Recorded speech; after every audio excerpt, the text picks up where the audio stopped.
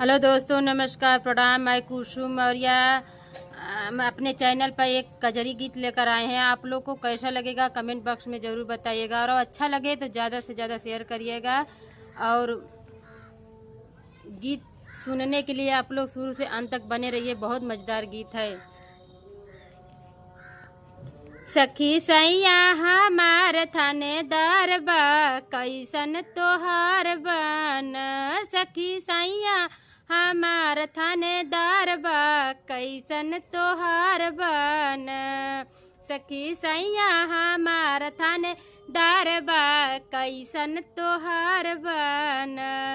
पहने वर्दी सीना तान ड्यूटी करी कई के जाए, पहने वर्दी सीना तान ड्यूटी करी कई के जाए। जैसे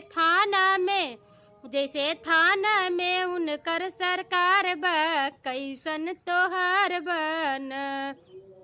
जैसन थाना में उनकर सरकार बा, कैसन तोहार बन।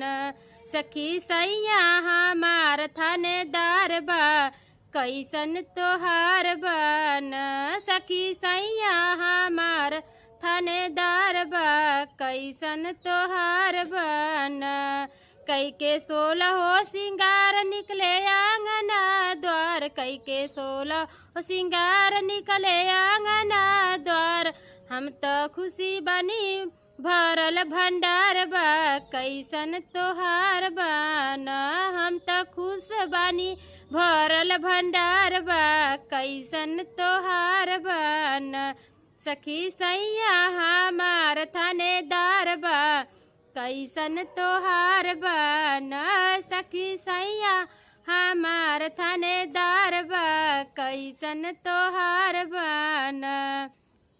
हमसे कर ले वो प्यार रखे मानवा हमार, हमसे कर ले वो प्यार रखे मानवा हमार। हमरा जिंदगी में आइल बहार बा, कैसन तोहार बन। हमरा जिंदगी में आइल बहार बा, कैसन तोहार बन।